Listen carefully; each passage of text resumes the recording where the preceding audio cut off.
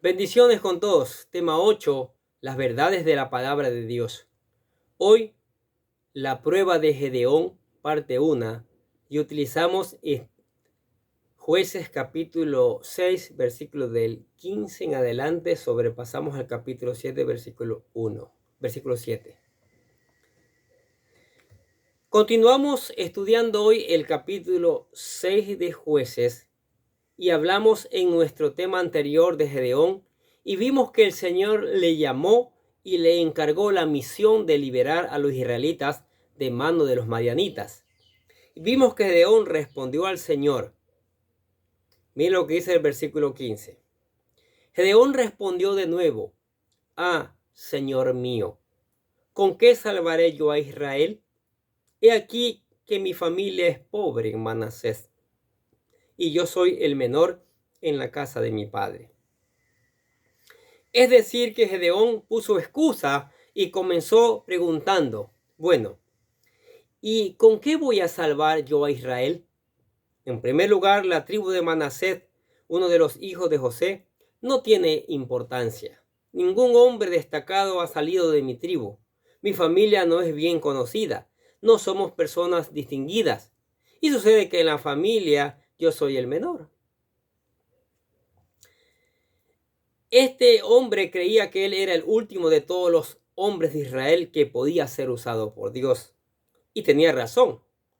Pero era el último hombre de todos los israelitas que Dios debió haber llamado.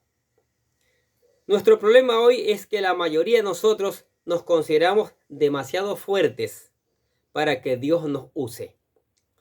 Nos vemos demasiado capaces y en condiciones para ser usados por Dios. Eso es lo que pasa. ¿No ha observado usted que Dios solo usa a las personas débiles? El apóstol Pablo en su primera carta a los Corintios, capítulo 1, versículos 26 y 27 nos dice: pues mirad, hermanos, vuestra vocación, que no sois muchos sabios según los criterios humanos, ni muchos poderosos, ni muchos nobles, sino que lo necio del mundo escogió Dios para avergonzar a los sabios, y lo débil del mundo escogió Dios para avergonzar a lo fuerte. Dios usó a todos estos jueces porque ninguno de ellos era competente ni sobresaliente. ¿Qué les parece? ¿Le da eso ánimo a usted? ¿Sabe usted por qué Dios no nos usa a la mayoría de nosotros? Porque por creernos demasiado fuertes y con talento para que Dios nos use. La mayoría de nosotros hacemos lo que realmente queremos hacer, según nuestra voluntad y nuestros gustos. Hay personas que tienen muchos dones y una gran capacidad, pero Dios no los está usando. ¿Sabe por qué? Porque se sienten demasiado fuertes como para que Dios los use, manifestando su poder a través de ellos o ellas. Continuando, el apóstol Pablo en su primera carta a los Corintios, el capítulo 1, versículos 28 y 29, dice: y lo vil del mundo y lo menospreciado escogió Dios, y lo que no es, para deshacer lo que es, a fin de que nadie se jacte en su presencia. Hay algo que no está bien en un cristiano altivo. Dios no usará la naturaleza humana carnal sin haberla sometido antes. Cualquier cosa que uno haga en la debilidad de su propia naturaleza y de la cual se jacte es menospreciada por Dios. Dios la aborrece y no la puede usar. Dios quiere instrumentos débiles que se reconozcan como tales, y esos son los únicos que usará. Dios sigue este plan de acción para que ningún ser humano, como dice el apóstol Pablo, se jacte en su presencia. Cuando Dios está listo para hacer algo, escoge lo más débil para poder dejar en claro que es Él quien lo está haciendo realmente. y no el brazo débil de un ser humano. Ese es el método de Dios. ¿Qué les parece?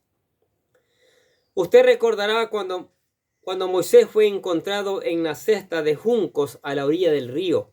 Era un niño indefenso. Luego mire al faraón de Egipto, Ramsés II, que era el más poderoso de los faraones que se sentaban en ese trono. Fue él quien edificó las grandes ciudades de Egipto.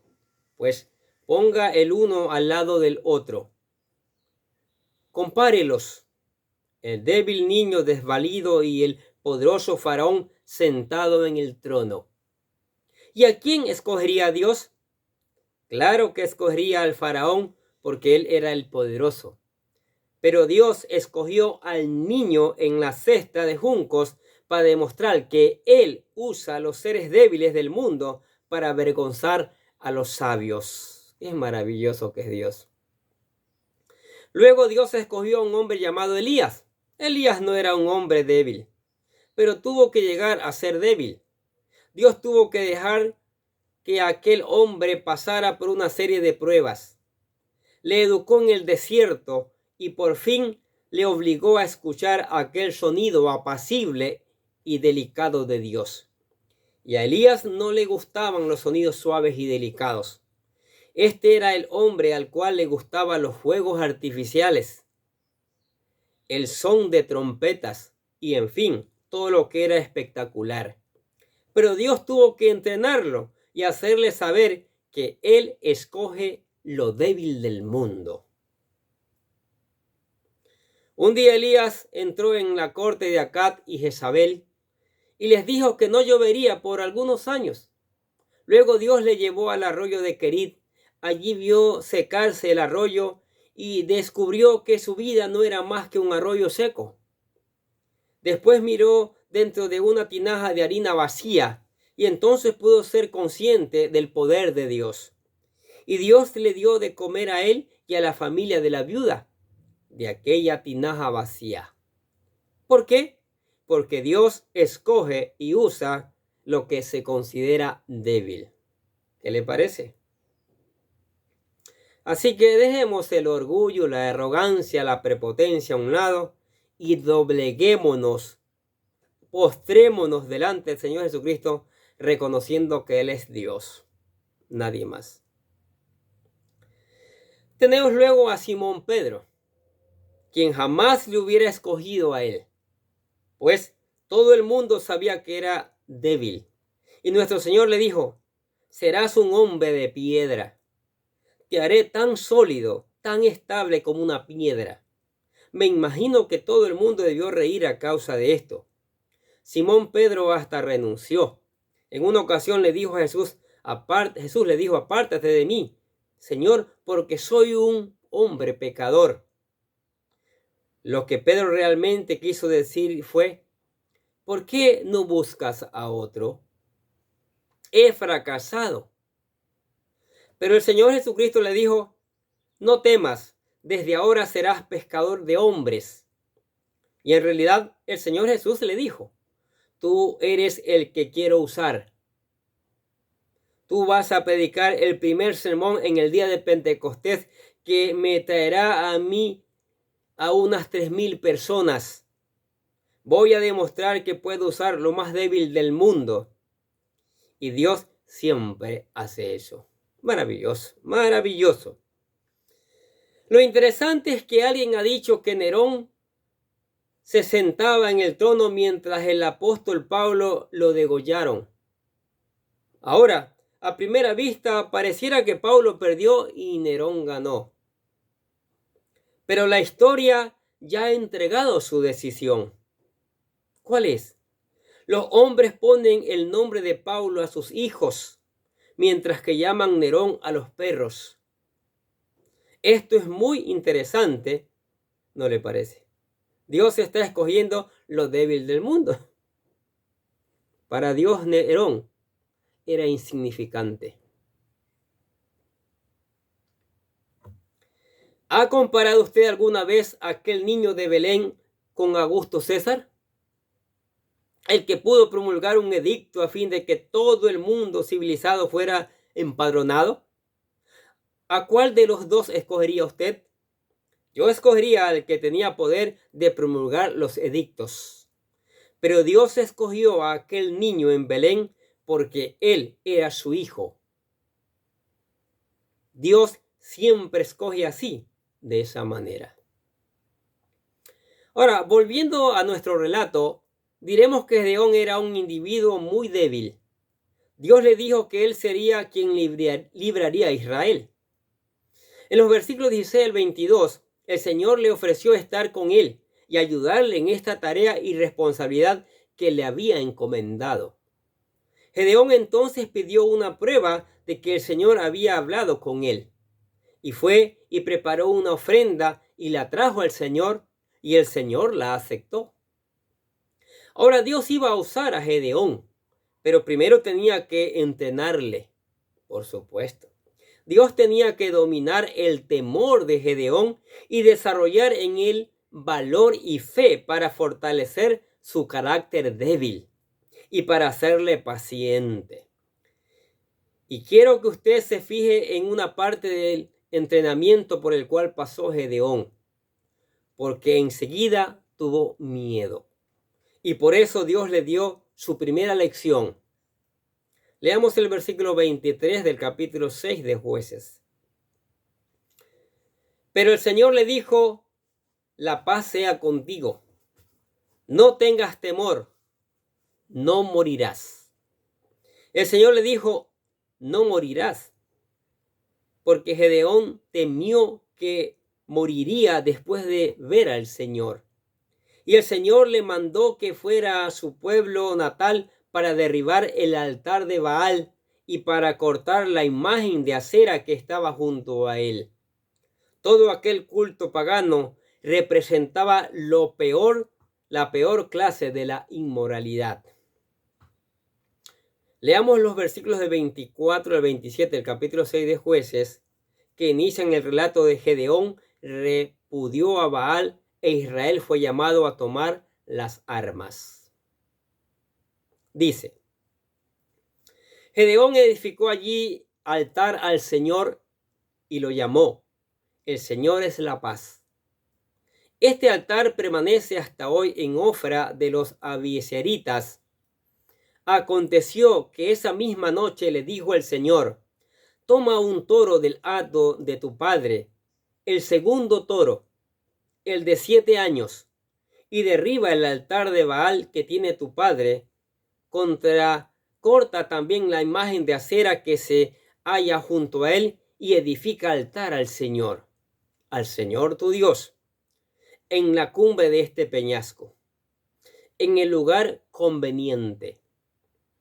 Toma pues aquel segundo toro y sacrifícalo en holocausto con la madera de la imagen de acera que habrás cortado. Entonces Gedeón tomó 10 hombres de entre sus siervos e hizo como el Señor le dijo. Pero temiendo hacerlo de día, a causa de la familia de su padre y de los hombres de la ciudad, lo hizo de noche. ¿Qué pasa? Qué maravilloso, ¿no? Dios le ordena que derribe el altar. Mire, y con la leña del altar, utilízala en el sacrificio. El sacrificio que me vas a hacer a mí. Comienza a obedecer Gedeón, comienza a tomar ánimo, ¿no? Porque Dios está allí, Dios le está mostrando, Dios le está preparando. Y es lo que quiere hacer con cada uno de nosotros. Se da cuenta que los ídolos de madera que hoy tienen las religiones sirven para el fuego, sirven como leña, porque no son nada. Y así Gedeón comenzó su aventura. Aún habiendo recibido la comisión de Dios, Gedeón tenía miedo. En lugar de obedecer a Dios en pleno día, lo hizo aprovechando la oscuridad de la noche. Pero los habitantes de la ciudad se enteraron de quién lo había hecho y estaban dispuestos a matar a Gedeón. Ahora lo quieren matar. Pero Dios nuevamente lo libró. Dios le dijo que estaría con él. Gedeón aún dudaba. Y como hemos dicho, Dios tenía que dominar el temor de Gedeón, tenía que darle valentía y fe. Dios tenía que afirmar la debilidad del carácter de Gedeón. La próxima medida que tomó Dios fue llenar a este hombre con su espíritu, porque Dios siempre dio la plenitud de su espíritu a cada persona que él utilizó. Leamos el versículo 34 del capítulo. Entonces el espíritu del Señor vino sobre Gedeón, el espíritu del Señor, y cuando éste tocó el cuerno, los abiezeritas se reunieron con él.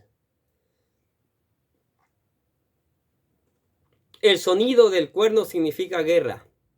El momento en que se tocó el cuerno, el pueblo supo que significaba el comienzo de la guerra contra los amalecitas, y el pueblo empezó a reunirse con él. ¿Y sabe usted lo que ocurrió? Que Gedeón se sintió otra vez dominado por la duda. Mira el versículo del 36 al 38. Escuche lo que dice. Gedeón dijo a Dios: si has de salvar a Israel por mi mano, como has dicho, he aquí que yo pondré un vellón de lana en la era. Si el rocío está sobre el vellón solamente y queda seca toda la tierra, entonces entenderé que salvarás a Israel por mi mano, como lo has dicho tú.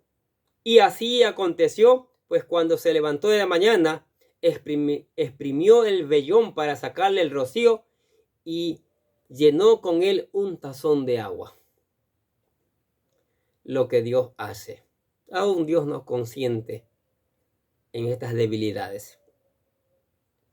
Al día siguiente, Gedeón le propuso al Señor que la prueba fuese doble para que el resultado fuera innegable. Y le dijo: ahora, Señor, no te enojes conmigo si vuelvo a insistir, pero solo quiero hacer otra prueba. Pondré nuevamente el vellón de lana. Si realmente estás presente en este asunto, haz que el vellón quede seco y que el rocío humedezca la tierra.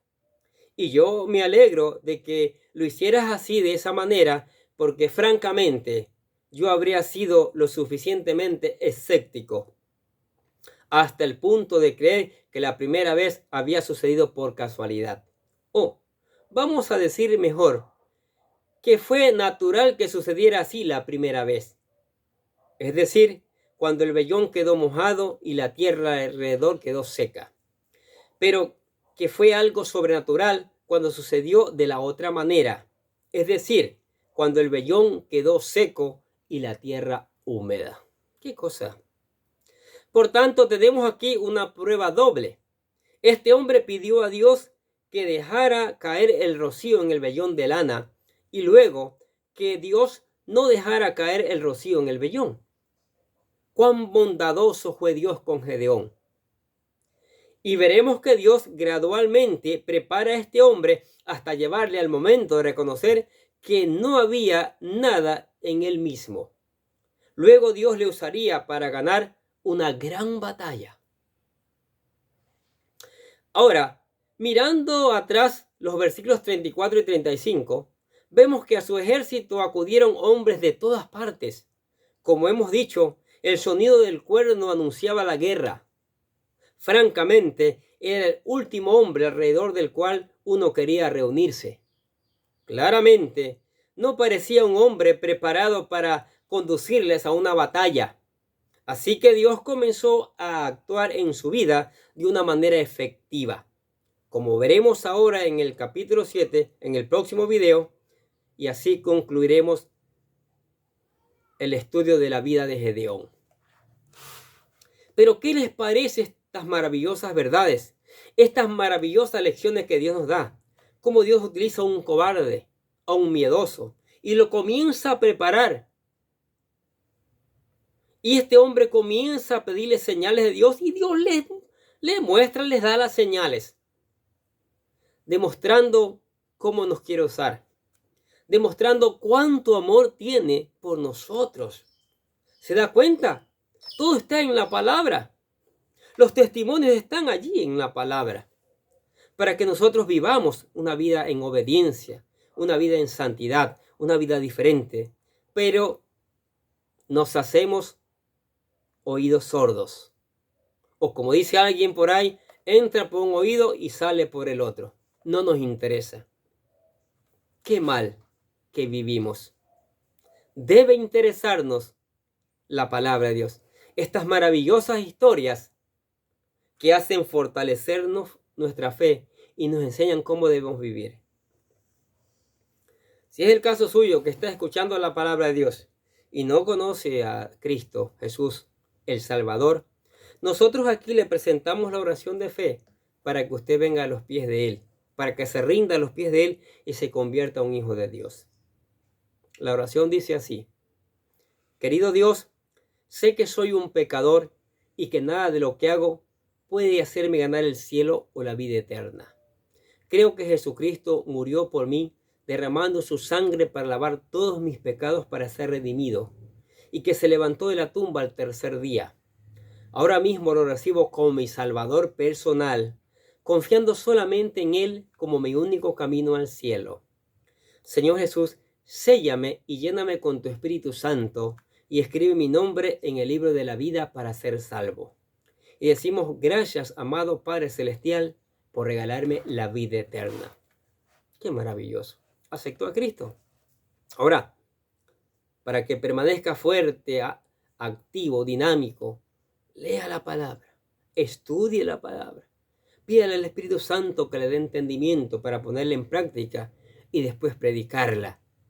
Ore, cante alabanzas, adore al Señor y venga a la iglesia que juntos seguimos aprendiendo estas maravillosas verdades. Amén. Oremos. Padre, gracias por tu palabra. Gracias por el testimonio de Gedeón. Nos muestra cómo lo fuiste preparando para hacerle un hombre valiente mañana, para lograr una gran batalla, para llevarlo al triunfo, mi Dios.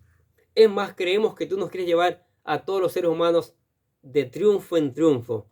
Pero primero tenemos que pasar por las pruebas, ¿sí? Así como el oro pasa por las pruebas, por el fuego hasta ser una joya preciosa, así quieres pasarnos tú, Señor, para ser hombres y mujeres dignos de ser usados por ti. Gracias, Señor, porque tú nos usas, mi Dios, demostrando cuánto te importamos, demostrando cuánto nos amas, Señor. Te bendecimos, te decimos que te amamos, Señor, que te adoramos por todas esas maravillas que haces en nuestras vidas. Te damos gracias por tu amor, por tu misericordia, por las bendiciones tuyas que son maravillosas cada día, Señor. Te damos gracias, mi Dios, por la iglesia, por la familia, por los amigos, por todos los que escuchan la palabra. Derrama tu Espíritu Santo, así como le diste a Gedeón. Danos una porción más a cada uno de nosotros, Señor. Y por eso te alabamos y te damos gracias en el nombre del Señor Jesucristo. Y decimos amén. Y los bendecimos a ustedes que escuchan la palabra de Dios. Sigamos escuchando, sigamos poniendo en práctica, sigamos reenviando esta palabra para que otros conozcan las verdades del Señor. Nosotros de acá les deseamos que tengan un día, pero lleno de bendiciones.